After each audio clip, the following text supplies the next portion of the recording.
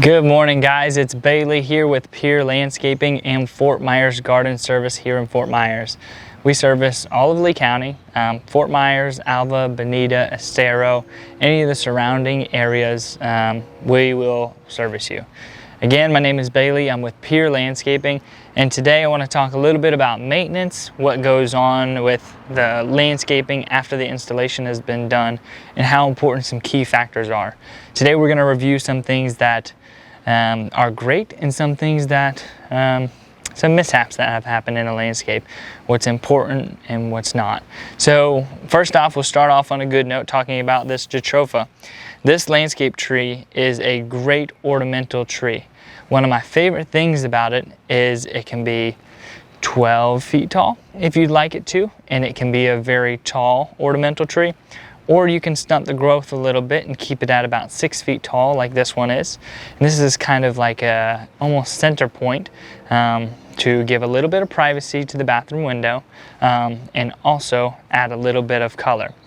Now, this tree for a while was not being maintained correctly. It was just let go for a little bit longer, and it was about 11 feet tall or so, and it was very sporadic and the growth was not full.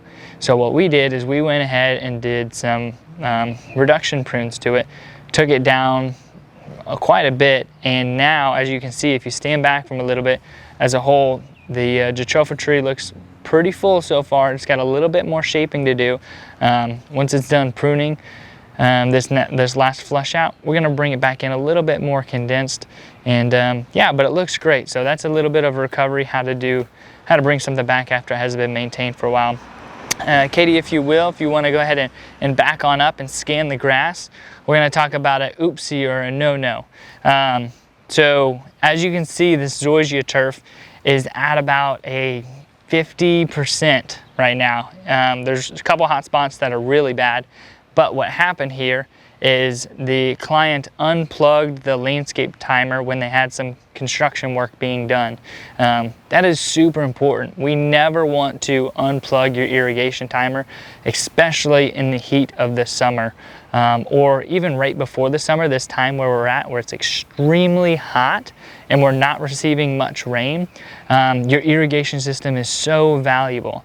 Always make sure there's a do not touch or do not unplug sign by your irrigation box where the power is plugged in, because if a construction worker is not too sure and just unplugs it, very quickly in about a week's time, your grass can go from about 100% health down to about 50%, and it takes a while to recover. Today they did a couple fertilizer applications and recovery techniques to try to revert the grass and bring it back to normal, but all we can do now is just wait and make sure the proper maintenance is done on it. So we're going to wait a little bit longer till we cut on it. But yeah, that's a mishap. Sometimes those happen in a landscape, and we got to figure out how we can react to those quickly to make sure that we don't lose your entire investment. I want to talk a little bit about, let's talk about these bird of paradise right here. These palms get really big and they can be overwhelming. When to trim, when not to trim, we really want to figure out what the best thing to do and the best time of the year to do it. First, you have to determine what is the reason behind it. The reason behind this one is to offer an anchor piece over in the corner and take a little bit distraction off the house. The house here we have is very basic. It's not a big, beautiful house that we want to tee up. We want to, really make sure that the landscaping catches the eye for this house. So this one, we want it to be nice, big, and bold, but right now it's a little bit too condensed. As you see, there's a couple branches that can be pruned off, but there's a couple trunks in here that are just growing so condensed. I would even venture out to say this bigger trunk right here could go ahead and be removed totally. Now we'd have to do that very carefully without damaging the landscape lights or any of the irrigation heads that are sticking up. But this bunch, this grouping right here, really needs to be cleaned up.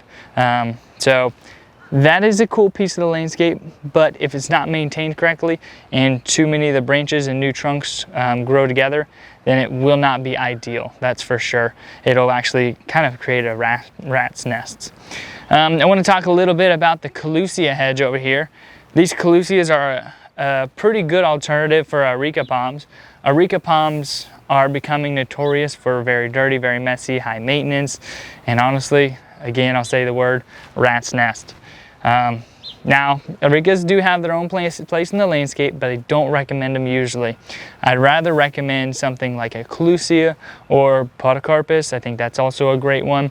The calusia does need to be hand pruned though. When the calusia is not hand pruned, it will have basically a bunch of wounds in it from the gas pruners. And you don't want that, because what happens when you have an open wound on your body?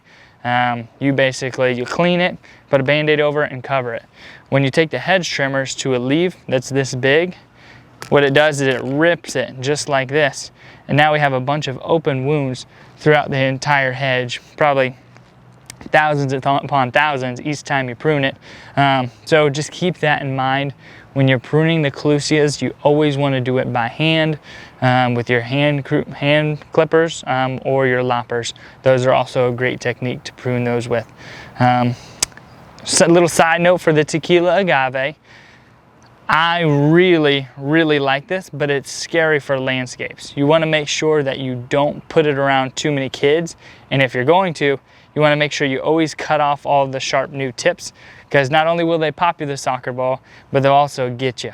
Those you want to be super careful about.